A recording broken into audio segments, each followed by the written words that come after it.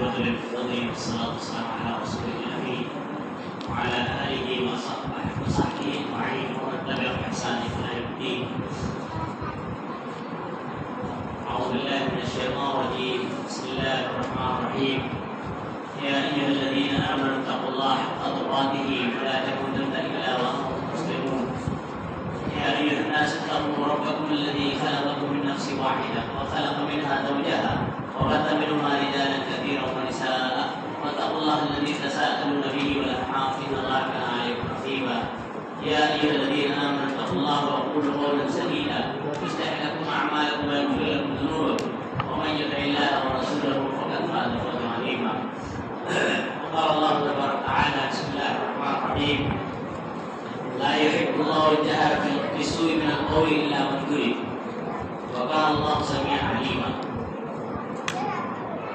مولانا اسلام آج کے دن چھٹا پارہ پڑھا گیا ہم نے سنا اور اس کی ابتدا اللہ رب العالمین نے لا يحب الله الجهر بالسوء من القول اس طرح سے کی ہے کہ اللہ رب العالمین برائی کی چرچے کو پسند نہیں فرماتا ہے. اس کی تفصیل انشاءاللہ آئندہ کے اندر سنائے گی. یہ بڑا اہمیت کا باب ہے. اس میں نبی صلی اللہ علیہ وسلم نے ایک ترکیب بتائی تھی زندگی میں اگر کوئی ظلم زیادتی کرتا ہے تو اس کے ظلم سے بچنے کی بڑی شاندار ترکیب اسلام میں بتائی گئی ہے. آج اس کی تفصیل انشاءاللہ کل آئے گی. آج جو ہم چلتے ہیں سلسلہ وار کی طرف سب سے پہلے جو ہے میں ایک معذرت چاہتا ہوں سبقت رسانی کہیے یا غلطی کہیے. کل کے دن جو بہت کا معاملہ چل رہا تھا اس میں میں نے پیچھے سے کہا کہ ابو سفیان نے آ کر چولہے پر جبل روات پر حملہ کیے غلط ہے بلکہ وہ آنے والے حضرت خالد نے ولید تھے رضی اللہ عنہ. بہرحال تو آج سے ہم پھر چلتے ہیں آگے. اللہ تعالیٰ سورہ نساء میں فرماتا ہے آیت نمبر 31 میں اگر بندے بڑے گناہوں سے یعنی گناہ کبیرہ سے بچیں گے تو اللہ تعالیٰ اپنے رحمت سے ان کے صغیرہ گناہ چھوٹے گناہ جو ہے معاف فرما دے گا. نبی صلی اللہ علیہ وسلم نے ایک موقع پر فرمایا تھا تم جانتے ہو بڑے گناہ کیا ہے؟ تو نبی صلی اللہ علیہ وسلم نے فرمایا تھا اتقِ سبع الموبقات 7 ہلاک کرنے والے گناہوں سے بچتے رہنا. اس میں بھی آپ نے کہا کہ اللہ کے ساتھ چیٹ کرنا, ناحقت کرنا, جادو, سود کھانا, یتیم کا مال کھانا, میدان جنگ سے باہر اختیار کرنا, پاک دامن مومن خواتین پر الزام لگانا, والدین کے ساتھ برا سلوک کرنا, یہ ایسے 7 ہلاک کرنے والے گناہ ہے کبیرہ. اور اس کے علاوہ بھی اور بھی کبیرہ گناہ ہیں. اگر بندہ ان کبیرہ گناہوں سے بچتا رہے, نمازوں کا اہتمام کرے, روزہ رکھے, رمضان مبارک میں جمعہ کا بڑا اہتمام کرے, تو نبی کریم صلی اللہ علیہ وسلم فرماتے ہیں کہ الصلاۃ الخمس والجمعہ الى الجمعہ ورمضان الى رمضان مکفرات ما بینہن. کہ اگر آدمی 5 نمازیں اپنے مقررہ وقت پر پڑھتا ہے, اسی طرح جو ہے جمعہ کا بڑا اہتمام کرتا ہے, رمضان آنے کے بعد رمضان کے روزوں کا, قیام اللیل کا, اس میں قرآن پڑھنے اور سننے کا اہتمام کرتا ہے, تو اللہ کے نبی صلی اللہ علیہ وسلم فرماتے ہیں مکفرات بینہن, جتنے بھی بیچ میں صغیرہ گناہ ہو گئے اللہ رب العالمین اپنے رحمت سے معاف فرما دیتا ہے. پھر اللہ فرماتا ہے اس چیز کی آپ مت کرو جس کے باعث اللہ نے تم میں سے بعض کو ترجیح دی ہے. اس آیت کے شان نزول میں آتا ہے حضرت ام سلمہ رضی اللہ عنہا نے کیا اللہ کے رسول صلی اللہ علیہ وسلم اللہ رب العالمین جو ہے مردوں کو اجازت دیتا ہے جہاد میں جاتے ہیں, اسی طرح جو ہے شہادت پاتے ہیں, اور عورتوں کو شہادت نہیں ملتی ہے, جہاد نہیں کر پاتے ہیں, اسی طرح جو میراث میں بھی ہمیں اس کا حصہ ہے. اللہ رب صلی اللہ علیہ وسلم اس آیت جو ہے یہ جب ام سلمہ نے پیش کیا یہ بات تو اللہ رب العالمین نے یہاں پر آیت نازل کی یہ اللہ کا فضل ہے جس کو جو ترجیح دیتا ہے اس ترجیح کو ترجیح کی جو ہے آرزو نہیں کرنا چاہیے. خاص طور سے خواتین کو جو ہے مردانہ صلاحیتوں والے کاموں کی آرزو نہیں کرنا چاہیے. یہ اللہ رب العالمین نے ایک مومنہ خاتون کو تعلیم دی ہے. البتہ دیگر عبادتیں جو ہے اس میں جو ہے خواتین برابر مردوں کے ساتھ ساتھ شریک اور ساتھی ہیں اور اجر و ثواب میں بھی برابر ہیں. پھر اللہ رب العالمین فرماتا ہے کہ مرد عورتوں پر حاکم ہے. یہ حاکمیت کیوں ہے؟ اس کی وجہ اللہ نے خود بیان کی ہے کہ بما فضل اللہ. پہلی چیز ہے کہ اللہ نے ان کو فضیلت دی ہے. اب یہ اللہ نے درجہ دیا تو بہرحال اللہ نے درجہ دیا مرد کا ہو گیا. دوسری چیز یہ ہے حاکمیت کی وہ بما انفقوا جو ہے خرچ کرتے ہیں, یعنی مرد حضرات کی ذمہ داری ہے کہ آل و عیال پر, بیوی پر اور دیگر لوگوں پر, ماتحتوں پر خرچ کریں. اسی لیے اللہ رب العالمین نے حاکمیت ادا کی ہے. اور اللہ رب العالمین نے اس کے ساتھ ساتھ مردوں کو دیگر تمام چیزوں کی گھریلو ذمہ داریوں کی اٹھانے کی ذمہ داری دی ہے. پھر فرماتا ہے نیک خواتین مردوں کی یعنی اپنے خاوندوں کی, شوہروں کی, زوج کی فرما بردار ہوتی ہے اور اپنے نفس کی حفاظت کرنے والی ہوتی ہے. اللہ رب العالمین نے ایک نیک خاتون, ایک مسلمہ خاتون جو نیک ہے اس کی علامت یہاں پر بیان کی ہے. پھر پھر فرماتا ہے اگر عورتوں میں سے کسی خاتون سے نافرمانی اور بدگمانی کا تمہیں خوف ہو تو کیا کرنا چاہیے؟ 3 چیزیں اللہ نے بیان کی ہے. اگر کسی کی خاتون یا کسی کی زوجہ یا کوئی اور خاتون اگر نافرمانی کر رہی ہے، بددماغی کر رہی ہے، تو اللہ رب العالمین نے 3 چیزیں بیان کی ہیں. پہلے نصیحت کی جائے، دوسرے جو ہے پاک کاموں سے الگ کیا جائے، اور اس کے بعد جو ہے تیسری چیز انہیں ضرورت پڑنے پر ضرور لگائی جائے، مارا جائے. باقی یاد رکھا جائے کہ مارنے میں وحشیانہ اور ظالمانہ طریقہ نہیں ہونا چاہیے. بعض لوگوں کے دیکھنے میں آتا ہے جاہلوں جیسا وحشیانہ مارتے غلط ہے. اور اللہ کے نبی صلی اللہ علیہ وسلم نے مارنے کے تعلق سے کہا ہے کہ اگر ضرورت میں پڑ جائے تو چہرہ چھوڑ کر مارا جائے، چہرے کو جو ہے مارنے کے استعمال نہ کیا جائے. بہرحال اس کے بعد اللہ فرماتا ہے کہ اگر وہ تعبیر آری کر لے گئے، اب عورتوں کے بعد مردوں سے اللہ کاٹا ہے، یعنی غلطی کا اگر احساس ہو جائے تو اللہ فرما رہا ہے فرما بردار ہونے کے بعد پھر راستہ نہ تلاش کرو. آئے کا راستہ نہ تلاش کرو، اس کے کئی معنی ہے، یعنی پھر سے مزید تنگ کرنے کا، پھر سے مارنے کا بہانہ مت تلاش کرو. یہ اللہ رب العالمین نے کہا ہے. اور اسی طرح جو ہے اس کو تنگ کرنے کے بعد ان کو زندگی سے دور کرنے کا بہانہ مت تلاش کرو، بلکہ اگر غلطی کا احساس ہو ختم ہونے کے بعد پھر اللہ رب العالمین نے یہاں پہ جو اشارہ کیا ہے، مرد آج ہمارے معاشرے میں اس معاملے میں اسٹیپ سے تو بدل دیتے ہیں. اسی لیے آپ دیکھیں چلتی پٹری جو ہے، چلتی گاڑی پٹری سے اتر جاتی ہے. کیوں معلوم؟ اسٹیپ سے اللہ نے کیا بیان کیا ہے؟ پہلے نصیحت، پھر اس کے بعد آرام گاہ سے الگ، باپ گاہ سے الگ، پھر تیسرے سر. یہاں پر غصے کا معاملہ ہوتا ہے، ہم اور آپ ہم سے بھی ہو جاتی ہے غلطی، لیکن نہیں ہونا چاہیے. تو بہرحال جو ہے غصے کے بعد آدمی کیا کرتا ہے؟ پہلے مار دیتا ہے. مارنے کے بعد پوری طرح سے جو اطمینان کر لینا ہو گیا، اس کے بعد جو ہے ڈانٹ ٹپٹ کرنے کے بعد پھر جو ہے بعد میں سمجھانا.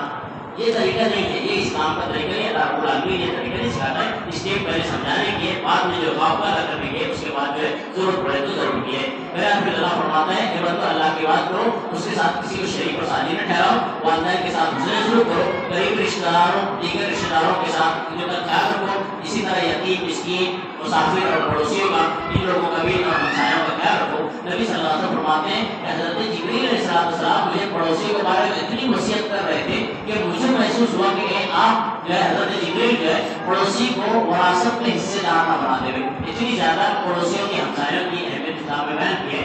پھر اللہ رب العالمین جو کہتا ہے کہ اللہ تکبر کرنے والے کو پسند نہیں کرتا.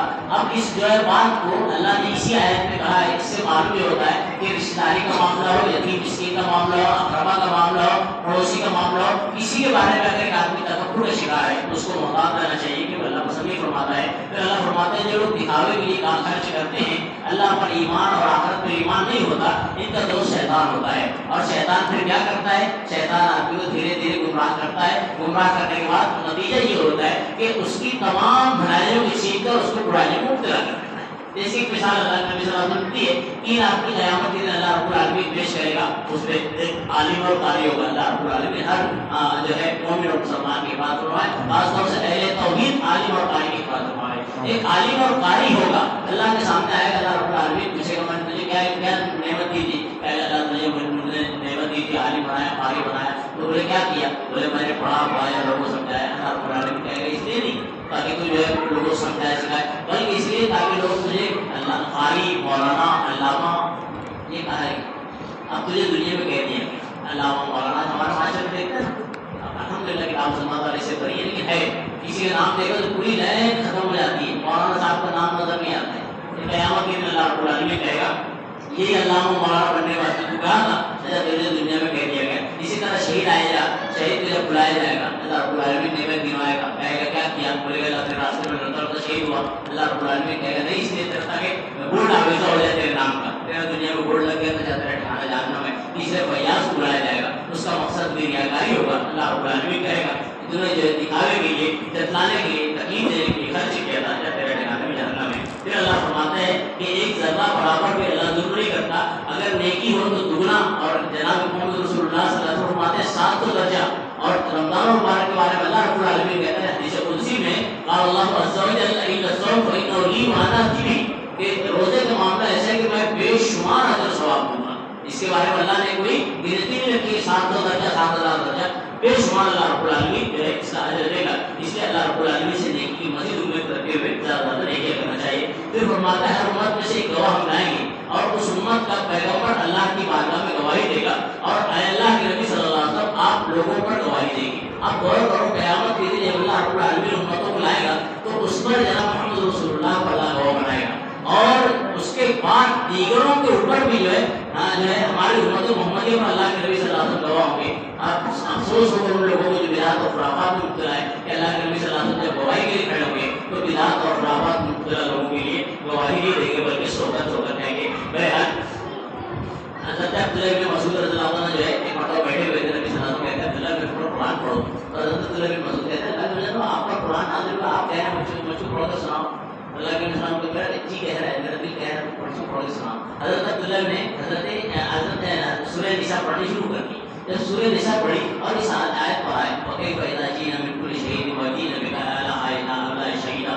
تو حضرت محمد رسول اللہ صلی اللہ علیہ وسلم بول رہے تھے. حضرت عبداللہ بن مسعود کہتے ہیں کہ میں نے جب آپ کو دیکھا تو آپ کی جو ہے آنسو جو ہے ایک داڑھی پر آ چکے تھے. یعنی معلوم یہ ہوا کہ اللہ کے نبی صلی اللہ علیہ وسلم جو ہے قیامت کے دن گواہی دیں گے اور تو امت کے لیے نبی صلی اللہ علیہ وسلم بہت غور و فکر کرتے تھے. پھر فرماتا ہے تقبلوا الصلاۃ وانتم سکارا. آپ غور کریں اللہ رب العالمین نے اسٹیپ پر اسٹیپ برائی کو ختم کیا تھا.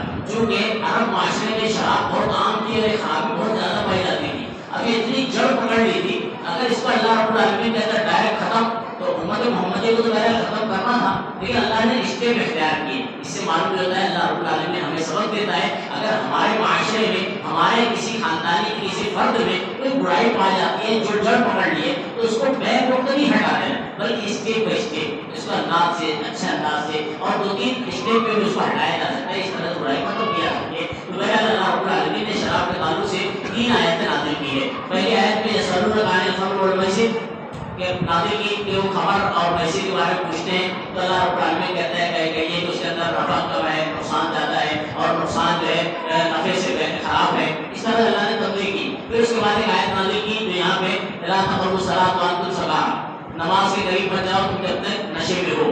حضرت عمر رضی اللہ عنہ کو واقعہ چھوٹا سا ملتا ہے جب پہلی آیت نازل ہوئی تھی تو حضرت عمر رضی اللہ عنہ کہتے ہیں دعا کرتے اسی وقت جب آیت سنتے نبی صلی اللہ علیہ وسلم سے کہ اللہ رب العالمین تو اس سے واضح حکم نازل فرما شراب کے تعلق سے.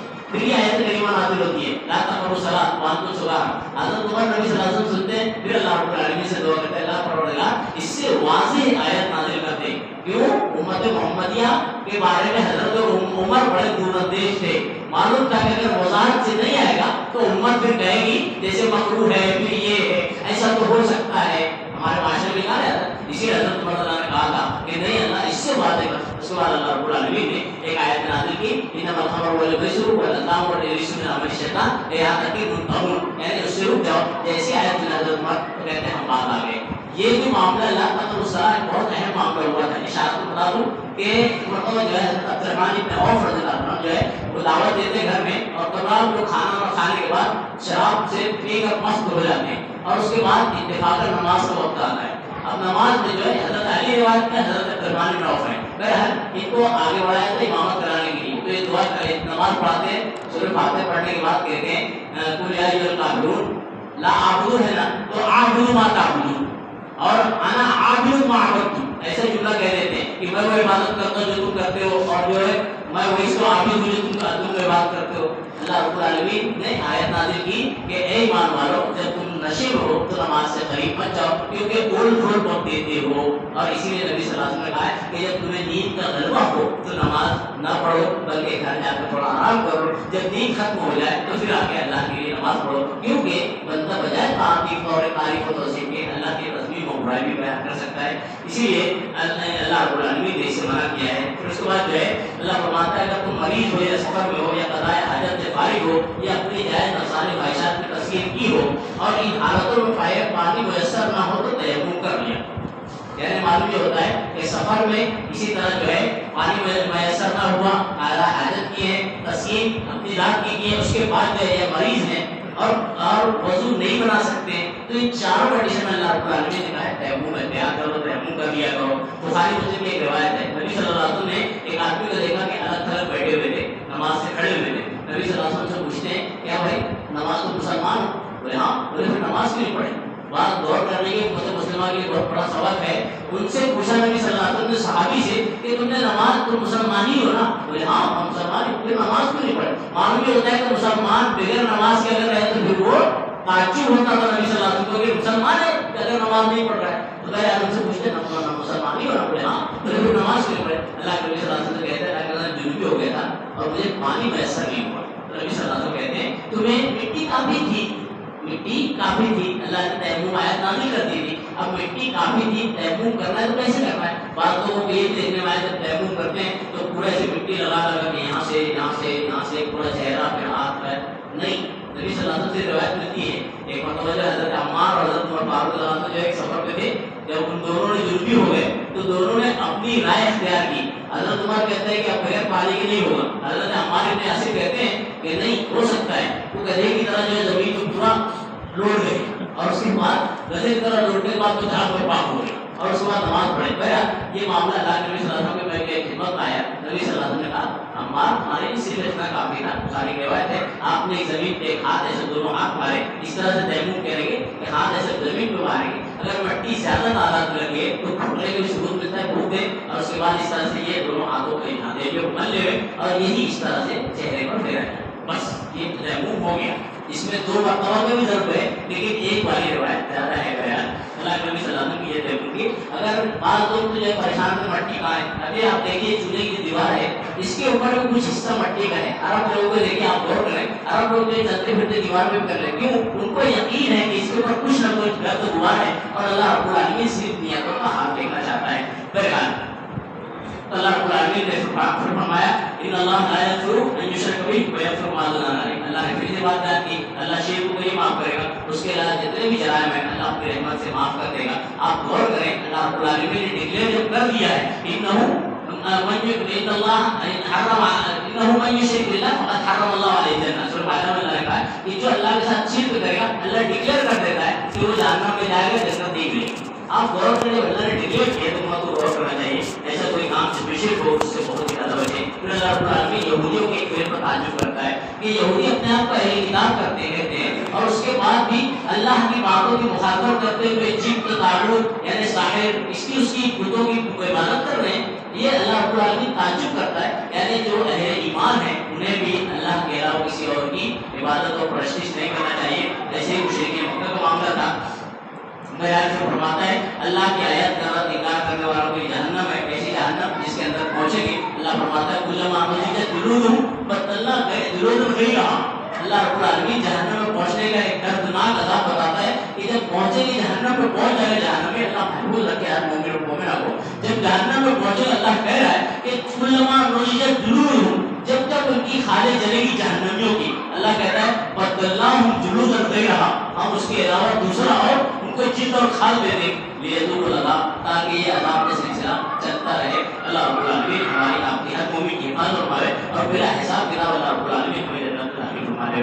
بہرحال اللہ فرماتا ہے اے ایمان لانے والوں اور عمل صالح کرنے والوں ایسی جنت ہے تمہارے لیے کہ جس کے نیچے سے نہریں جاری ہیں. جہنم کے اللہ نے اشارہ دیا اور اس کے بعد جنت میں کہ کتاب کا شب ایمان کی طرف آتا ہے کہ ایسی جنت ہے جس کے نیچے نہریں جاری ہوگی اور ایسا ہوگا کہ باغات میں لے جانا چاہے باغات میں، محل میں لے جانا چاہے محل میں، جہاں لے جانا چاہے جنتی وہاں لے جا سکتا ہے. نبی صلی اللہ علیہ وسلم فرماتے ہیں جنت میں ایک درخت ہے آپ غور کرو اس درخت کا نام ہے شجرۃ الخلد. نبی صلی اللہ علیہ وسلم فرماتے ہیں کہ ایک گھوڑ سوار ایک روایت میں گھوڑ سوار ہے ایک روایت میں سوار ہے. سوار تیز رفتاری سے چلتا رہے گا اور 100 سال تک چلے گا. 100 سال معمولی نہیں ہوتا ہے نا. 100 سال تک چلے گا کوئی گھوڑے سے یا کوئی سواری سے اور اس کے بعد جو ہے وہ چلتا رہے گا لیکن اس کے سائے کو ختم نہیں کر پائے گا. جنت میں ایک درخت اتنا طویل اور عریض آدمی جو ہے جنت کا اپنے ذہن دماغ میں لا نہیں سکتا ہے جو اللہ رب العالمین نے مومنوں کے لیے تیار کر رکھا ہے. پھر اللہ رب العالمین کہتا ہے امانت کی ادائیگی تاکید کی کرتا ہے اور ساتھ ہی لمبی ہے کیونکہ لوگوں کے درمیان انصاف سے فیصلہ کیا جائے. نا انصافی پر فیصلہ اللہ رب العالمین کو جو ہے پسند نہیں ہے. فیصلے عدل پر مبنی ہونے چاہیے. اسی آیت کے ذمے میں ایک واقعہ ملتا ہے حضرت عثمان بن طلحہ رضی اللہ عنہ کا کہ حضرت عثمان بن طلحہ وہ ہے جو قریب کرتا ہے مکہ کی جو چابی ان کے پاس تھی اور یہ خاندان سے ہوتی چلی آ رہی تھی ان کے پاس موجود تھی. اب ظاہر بات ہے جب تک کہ اہل قریش ان کے اختیارات تھے مکہ میں تو ان کے پاس تھی. اب انہیں جبکہ ایمان لا چکے تھے انہیں یہ فکر تھی کہ اللہ کے نبی صلی اللہ علیہ وسلم فتح مکہ ہونے والا ہو گئے اب میرے ہاتھ سے چابی جاتی ہے کہ کیا ہوتا ہے اللہ معلوم. اللہ کے نبی صلی اللہ علیہ وسلم نے جب فتح مکہ میں اب ہو گیا طواف واف کر فارغ ہو گئے اللہ کے نبی صلی اللہ علیہ وسلم نے آواز دی عثمان بن طلحہ یہ عثمان غنی نہیں ہے عثمان بن طلحہ رضی اللہ عنہ آواز دی کہاں ہے بولتے یہ یہاں بلاؤ ادھر، اور ان کے بعد ہاتھ میں چابی دیتے ہوئے کہتے ہیں یہ آج کا دن نیکی اور وفا کا دن ہے، یہ تمہاری جو ہے چابی واپس دی جاتی ہے. ان کے ہاتھ میں پھر سے چابی دی جاتی ہے. اللہ یہاں کہتا ہے معلومات امانت اس کے اہل کے پاس پہنچنی چاہیے، حقداروں کو ادا کر دینا چاہیے. پھر اللہ رب العالمین نے ایک ربانی نسخہ دیا ہے جو مسلمانوں کے لیے بڑا اہمیت کا حامل ہے. کیسا ہے کہ اگر مسلمان آپس میں تنازع کر لیں، جیسا امت کی حالت ہے، ایک جو ہے کیسے نماز پڑھ رہے، ایک کیسے نماز پڑھ رہے، کہ یہ اس کا مانو اور ہر آدمی خوش ہے. ایک ربانی نسخہ ہے امت محمدیہ کے لیے بہت اہم ہے. اللہ کہتا ہے اے ایمان والو اللہ کی فرما برداری کرو، رسول کی فرما برداری کرو، اور اپنے میں سے اختیار والے کو اللہ نے کہا ہے کہ امیر ہو، جو امام ہو، فقیہ ہو، اس کے اندر جو ہے سب شامل اور داخل ہے. اللہ کہتے ہیں ان کی بھی اطاعت کرو. اور اس کے بعد اللہ نے کہا ہے اگر کسی چیز میں اختلاف ہو، آپ کوئی بندہ غور کر سکتے مسلمان ہونے کا کہ قرآن میں اختلاف پائے گا نہیں پا سکتا ہے، یا حدیث میں اختلاف پائے گا حدیث صحیح میں نہیں پا سکتا ہے. اختلاف پا سکتا ہے امام اور امیر اور حاکم میں. اللہ کہتا ہے بھائی تنازعات، اگر امام حاکم ہوا کے معاملے میں اختلاف ہوا تو اس کا معاملہ اللہ اس کے رسول کی طرف لوٹا کے دیکھ لو. اگر اس کے حساب سے تو مانو، اور اگر نہیں ہے تو کتنا بڑا علامہ مولانا امام امیر حاکم ہے اس کی بات کو کاٹ دو. کیونکہ اللہ کے نبی صلی اللہ علیہ وسلم فرماتے ہیں لا طاعت فی معصیت اللہ، اللہ کی معصیت میں کسی کی اطاعت نہیں ہوگی. انما الطاعت فی المعروف. پھر فرماتا ہے اللہ رب العالمین کیا آپ نے ان لوگوں کو نہیں دیکھا جن کا دعویٰ کہ آپ کو نازل کرتا کتاب اور آپ سے پہلے نازل کرتا کتاب پر پہ ایمان رکھتے ہیں، لیکن فیصلے غیر اللہ کے پاس کراتے ہیں. اہل کتاب کی طرف اشارہ ہے. یہ اس کے آگے کی آیت ہے. تیسری آیت اللہ فرماتا ہے پھر ان سے جب کہا جائے کہ اللہ کے نازل کرتا کلام اور اس کے رسول کی طرف آؤ تو آپ دیکھ لیں گے کہ یہ منافق ہاتھ میں منہ پھیر لیتے ہیں. اہل توحید کو ان تینوں آیتوں کو جو 59 60 61 61 کے ہر لوگ کو ذہن نشین رہنا چاہیے، عصمت رہنا چاہیے. کیونکہ اللہ نے پہلے نسخہ بتایا اختلاف کو ختم کرنے کا، دوسرا اللہ نے دوسری آیت میں بتایا کہ اہل کتاب کا کیا طریقہ کار تھا، گرچہ اپنے آپ کو اہل کتاب کہتے تھے پھینکتے دیگروں کے پاس کراتے تھے. تیسری بات اللہ نے تیسری آیت میں بیان کی کہ یہ وہ لوگ ہیں کہ جب اللہ اس کے رسول کی طرف بلائے جاتے ہیں، خاص طور سے رسول کی طرف بلائے جاتے ہیں تو یصدون عنک صدورا، رسول سے بھاگتے ہوئے نظر آئیں گے. اللہ نے ان کو منافقی کرنا ہے.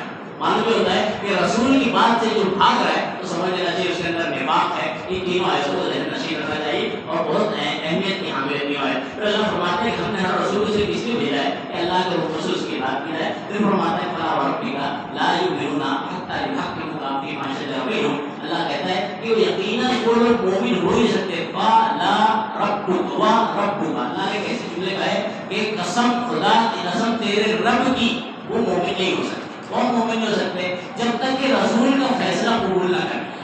آپ غور کریں اس تعلق سے ایک واقعہ ملتا ہے. حضرت زبیر نبی صلی اللہ علیہ وسلم کے پھوپھی ساتھ آئی تھی، پھوپھی ساتھ آئے تھے.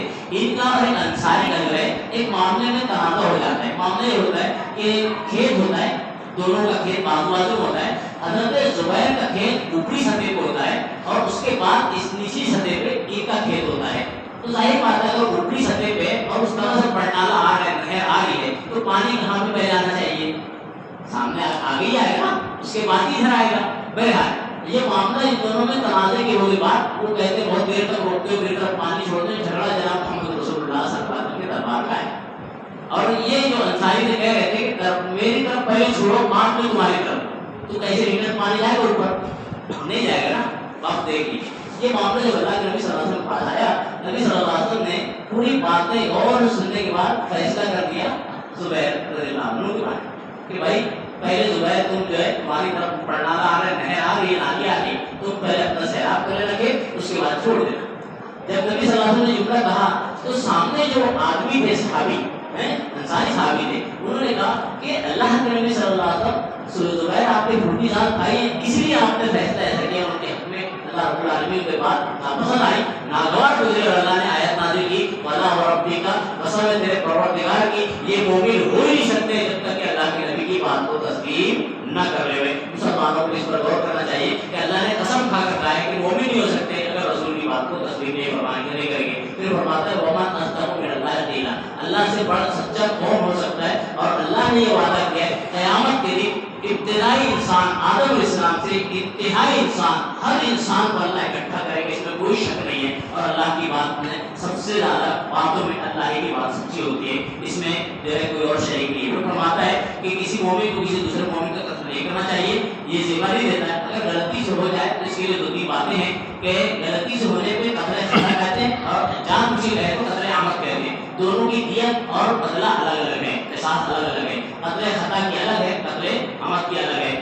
بہرحال لیکن یاد رہے انما الاعمال بالنیات، اگر ایک آدمی قتل خطا کر رہا ہے تو وہ بھی اللہ جانتا ہے، ایک آدمی جان بوجھ کے قتل کر رہا ہے تو بھی اللہ جانتا ہے۔ اسی لیے اللہ کے نبی صلی اللہ علیہ وسلم نے کہا تھا القاتل والمقتول کلاہما فی النار، کہ قاتل اور مقتول دونوں جہنم میں جانے والے۔ صحابہ کرام کو سمجھ نہیں آیا، کیوں نہیں سمجھ میں آیا؟ ہم کو بھی نہیں سمجھے گا۔ قاتل جو قتل کر رہا ہے وہ سمجھ میں آتے ہی جہنم میں جائے گا، مقتول بھی جہنم میں جائے گا، اس کا قتل ہوا ہے۔ تو نبی صلی اللہ علیہ وسلم فرماتے ہیں کہ مقتول نے بھی قدم اٹھایا تھا قتل کرنے کا، لیکن یہ نہیں کر سکا، اس نے کر دیا۔ انما الاعمال بالنیات، یہ اللہ کے نبی صلی اللہ علیہ وسلم نے اشارہ کیا ہے۔ پھر فرماتے ہیں ایمان والو، جب تم اللہ کی راہ میں جا رہے ہو تو تحقیق کر لیا کرو، اللہ کے راستے میں نکلے ہو تو تحقیق کر لیا کرو، تم سے سلام علیکم کہہ دے تو اسے کبھی یہ نہ کہہ دیا کرو ایمان والا نہیں ہے۔ یہ بھی بہت اچھا شاندار واقعہ ہے۔ آپ اشارہ تو کریں گے اللہ رب العالمین نے اس میں اے ایمان والوں کہہ کر یہ کہا کہ جب تم اللہ کے راستے میں نکلو، لوگوں نے اس کو غلط معنی دے دیا ہے، یعنی فلاں جگہ جاؤ محنت کرو تو یہ اللہ کا راستہ نہیں، یہ پورا اللہ کے راستے مطلب جہاد کی طرف جہاد کی طرف اشارہ ہے۔ اللہ کہتے ہیں کہ جب کہیں جاؤ تو اور کوئی معاملہ ہے تو تحقیق کر لیا کرو۔ وہ یہ تھا کہ صحابہ کرام ایک جو ہے جگہ سے آ رہے تھے غزوے سے، اور غزوے سے آ رہے تھے تو ایسی کنڈیشن تھی ان کی، تو جب چنانچہ راستے میں بنو سلیم کا ایک قبیلے کا ایک آدمی نظر آتا ہے جو بکریاں چلا رہا ہے۔ یہ چلتے ہوئے دیکھتے ہیں اس کو اور سمجھتے ہیں کہ ابھی تک یہ مسلمان نہیں اور اس نے اپنے ایمان کو چھپایا ہوا تھا۔ یہ قریب جاتے ہیں اس کے، صحابہ کرام جاتے ہیں قریب، تو وہ فوراً کہتا ہے کہ السلام علیکم۔